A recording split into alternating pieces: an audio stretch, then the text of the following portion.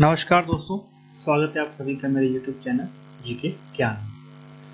दोस्तों, आज के वीडियो में हम जीएसटी पोर्टल से जीएसटी द्वारा एक इंस्ट्रक्शन इशू किया गया है, standard operating procedure for scrutiny of returns for financial year 1920 onwards. जी हाँ दोस्तों, अब जीएसटी टीम 1920 फाइनेंशियल ईयर का जीएसटी का रिटर्न जो आपने आईटीसी क्लेम किया है उनकी स्क्रूटनी स्टार्ट करने जा रही है। मतलब 26 मई को ये नोटिफिकेशन इशू हुआ है, इंस्ट्रक्शन नंबर 02/2023। अब ये वन बाय वन आपको नोटिस आएंगे। नोटिस आपको बाय पोस्ट नहीं आएंगे, आपके जीएसटी पोर्टल पे आपको एसएमएस और ईमेल द्वारा इन्फॉर्म किया जाएगा that you have received show cause notice for your GST so and so, और उसको फिर आपको जीएसटी पोर्टल पे लॉगिन करके उस नोटिस को चेक करना है और उस नोटिस के अकॉर्डिंग जो भी आपको रेस्पॉन्स फिल करना है वो आपको रिस्पॉन्स रेडी करके अपडेट करना है जीएसटी पोर्टल पे ही। उसके बाद जीएसटी टीम द्वारा उस रेस्पॉन्स को रीड किया जाएगा, प्रॉपर चेक किया जाएगा और जो भी मिसमैच होता है या आपकी तरफ से आप उनको जस्टिफाई कर देते हैं पूरी तरह से तो कोई दिक्कत नहीं है। लेकिन अगर कहीं कोई आईटीसी मिसमैच है, कुछ आपने इनपुट क्रेडिट ले लिया है और सामने वाले ने आपको नहीं दिया है, तो फिर वो डिफरेंस का आपको विथ इंटरेस्ट और जो भी होगा आपको पे करना पड़ सकता है। और अगर आपके पास उसके अगेंस्ट में इनवॉइसेस हैं तो आप वो इनवॉइसेस सबमिट कर सकते हैं। तो क्या है इस नोटिस में, आइए देखते हैं, मेन पॉइंट्स को समझते हैं। क्या हमें देखना है, क्या हमें रेडी रखना है। तो सबसे पहले स्टार्टिंग देख लेते हैं क्या लिखा हुआ है। Attention to invited to the instruction number 02/2022 GST dated 22 March 2022 wherein a standard operating procedure SOP was provided for scrutiny of returns under section 61 of the central goods and services tax act 2017। पहले भी एक notice issue किया गया है, instruction आ चुके हैं 02/2022 से, जिसमें फाइनेंशियल ईयर 2017 एंड 2018-19 का स्क्रूटनी इशू किया गया था। मतलब 17, 18 और 18 का स्क्रूटनी की इंफॉर्मेशन इंस्ट्रक्शन नोटिस नंबर 2022 में दिया जा चुका है 22 मार्च को जो इशू हुआ था। अब जो नोटिफिकेशन इशू है वो हुआ है फाइनेंशियल ईयर 19, ये है आपका 18-19 and this notice is for financial year 19-20।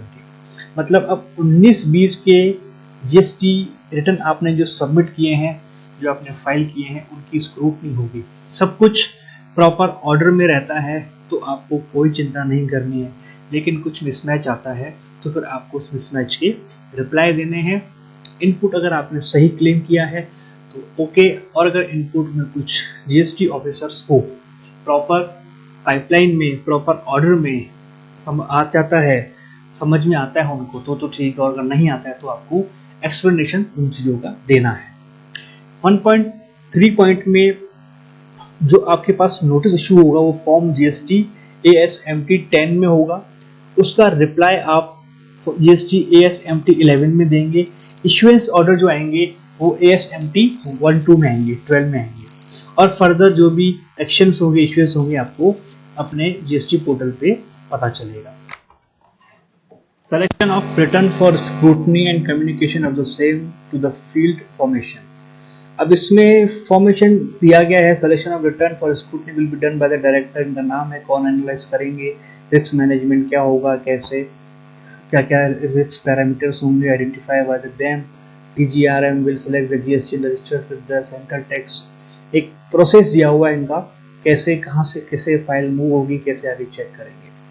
ठीक है। Scrutiny schedule, once the detail of GST selected for the scrutiny for a financial year made available on the scrutiny dashboard of the concern proper officer और central tax and so. भाई किसी एक को अगर final किया जाएगा, scrutiny for financial year made available on the scrutiny dashboard of the concern proper officer of central, किसी भी एक सेंट्रल ऑफिसर को कंसर्न पर्सन मान करके आगे इसको प्रोसेस किया जाएगा।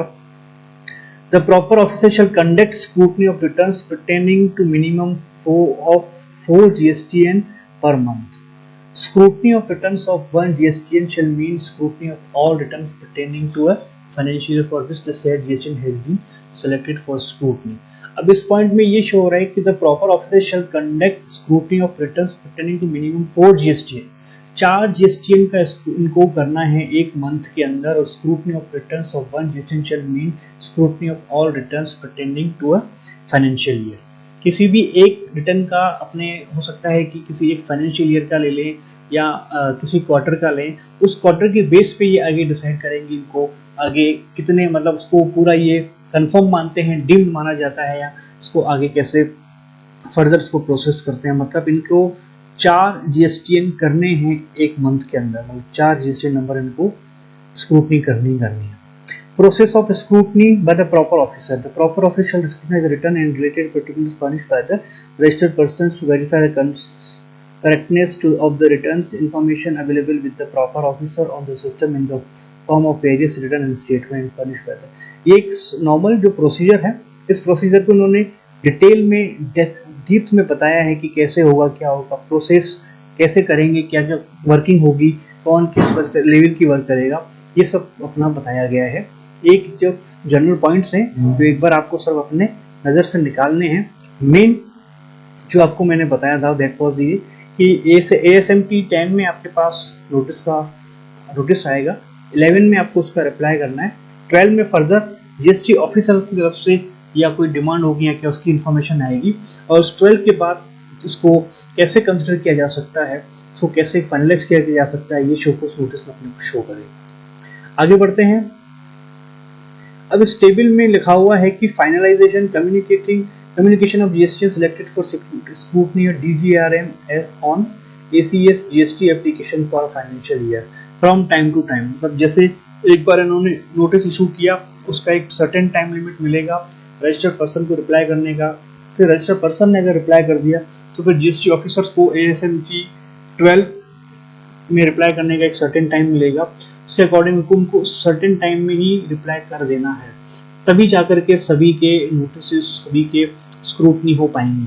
अगर अनलिमिटेड टाइम लिमिट दिया गया तो फिर किसी का भी प्रोसेस नहीं हो पाएगा. तो इसमें एक तरह से देखा जाए तो सही भी है कि आज रजिस्टर्ड पर्सन को भी एक टाइम मिल जाएगा, और रजिस्टर्ड पर्सन रिप्लाई सबमिट करने के बाद उनको भी 30 डेज तक या जो भी आगे डिसाइड होता है उस टाइम पीरियड में GST ऑफिसर द्वारा उनको कंफर्मेशन या रिप्लाई सबमिट कर दिया जाएगा. वो रिप्लाई जो भी हो कि आइदर उनको टैक्स पे करना है, इंटरेस्ट पे करना है, या वो जो नोटिस था वो विड्रॉ होता है, या उसको जो रजिस्टर्ड टैक्स पेयर ने रिप्लाई सबमिट किया वो उनको प्रॉपर ऑर्डर में मिलता है, प्रॉपर व्यू आता है उसका, तो हो सकता है उस नोटिस को वहीं पर वो ड्रॉप भी कर सकते हैं. तो इस तरीके से मेन जो मेजर पॉइंट ये है कि GST के 1920 के इशू हो चुके हैं, और ये 1 बाय 1 सबको नोटिस आएंगे. कुछ को नोटिस हो सकता है आने शुरू भी हो गए हों.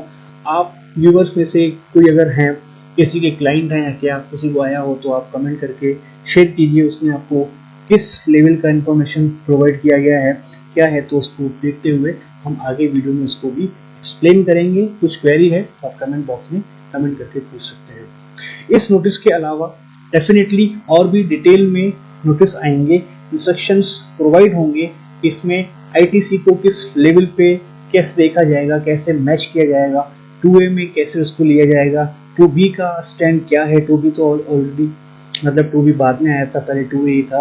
तो GSTR 1 को और GSTR 1 और GSTR 3B के बीच में हमारा जो सेल्स का फिगर में कोई मिसमैच होता है तो उसको कैसे लेके जाएगा, उसको कैसे सॉर्ट आउट किया जाएगा, step by step 1 by 1 instructions आते जाएंगे, तो मैं आपको अपने वीडियो में बताता जाऊंगा. आज की वीडियो में इतना ही. मिलते हैं अगली वीडियो में किसी अच्छे टॉपिक के साथ. तब तक बाय बाय.